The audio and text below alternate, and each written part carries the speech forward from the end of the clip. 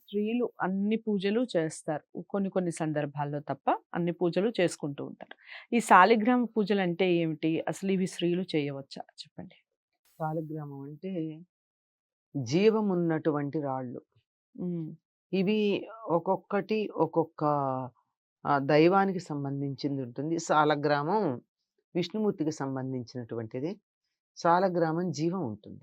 హ్మ్. దాన్ని గుర్తుపట్టాలి అంటే ఇలా 2 బొటన వేళ్ళ మధ్య ఇలా పెట్టి నెమ్మదిగా ఇలా పైకి తీసామనుకోండి హ్మ్. గుండ్రగా తిరుగుతుంది. అది సాలగ్రామం. హుహుహు. ప్రాణం ఉంటుంది దానిలో. ఓకే. అలాంటి సాలగ్రామాన్ని ఆడవాళ్ళు పూజ చేయకూడదని మనం చాలామంది అంటూ ఉంటే విన్నాం. హ్మ్. హ్మ్. నిజానికి పూజలెవరు జేయాలమ్మా? ఇంట్లో మగవాడు చెయ్యాలి. అవును. చేయడం మానేసినప్పుడు పూజ మానేయడం కన్నా ఆడవాళ్ళు చేయొచ్చు. హ్మ్. ఆడవాళ్ళు సాలగ్రామానికి పూజ చేయకూడదు అని చెప్పడానికన్నా ముందు, హ్మ్. ఇంట్లో మగవాళ్ళు పూజ చేయాలని చెప్పమనండి. తర్వాత ఆడవాళ్ళు చేయకూడదని చెప్పమనండి. హ్మ్. ఏమ్మా? అసలు మానేయటం కన్నా హ్మ్. హ్మ్. చేయడం మంచిదే గదా! హ్మ్.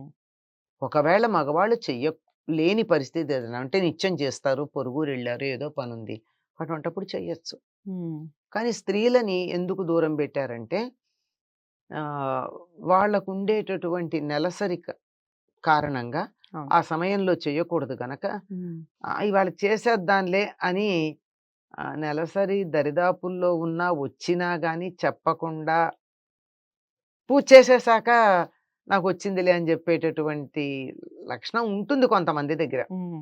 అవాయిడ్ చేస్తారు. చేసేయాలన్న తపనతో. హ్మ్. హ్మ్. అట్లాంటివి చేయడం మొదలుపెట్టిన తర్వాత ఆడవాళ్ళని దూరంగా పెట్టారు. హ్మ్. లేకపోతే చక్కగా నియమాలు పాటించగలిగినట్టయితే ఆడవాళ్ళు కూడా చేయొచ్చు. ఓకే. ఎందుకంటే ఆ సమయంలో హ్మ్. శక్తివంతమైన పూజలు గనక చేసినట్టయితే ఆరోగ్యం దెబ్బతింటుంది ఆడవాళ్ళకి. హ్మ్. నాకు దెబ్బతినలేదు అని అనొచ్చు ఎవరైనా. హ్మ్. అందరూ ఒకలా ఉండరు గదా! మీకు శక్తి ఉండొచ్చు. హ్మ్. హ్మ్. అందరికీ ఉండదు గదా! హ్మ్. ఈ థింక్ ఆఫ్ ఎవ్రీవన్. అమ్మ ఇక్కడ ఇంకొకటి ఏమిటి అంటే డౌటు. ఇలా పూజలు చేస్తే ఆ కుటుంబానికి ఏమన్నా అరిష్టం జరుగుతుందా? ఇప్పుడు మీరన్నట్టుగా మెన్సెస్ వచ్చే టైంలో హ్మ్. పూజలు చేసి అయిపోయిన తర్వాత ఇలా లేదా మధ్యలో పూజ మధ్యలో కూడా ఒక్కొక్కసారి వస్తుంది హ్మ్. చాలామంది. అది పాటించకుండా కూడా చేస్తూ ఉంటారు. మధ్యలో వచ్చిందని లేసి వెళ్ళిపోతూ ఉంటారు. అది కూడా తప్పే కదా అండ్ మామూలుగా. మధ్యలో వాళ్ళకి సెన్స్ వచ్చిందంటే లేచి ఎళ్ళిపోవడం తప్పేం లేదు. లేచి ఓకే. ఎళ్ళిపోవాలంతే. ఓకే. ఓకే. హ్మ్. ఇప్పుడు అనుకోకుండా ఇప్పుడు మెనోపాజల్ టైమ్‌లో అప్పుడు ఒక టైం ప్రకారం రావు గదమ్మా! అవును. అవును. అట్లాంటప్పుడు మరి ఎన్నాళ్ళని పూజలు మానేస్తారు? హ్మ్. కూర్చొని చేస్తూ ఉండగా దే దే ఫీల్ ఇట్.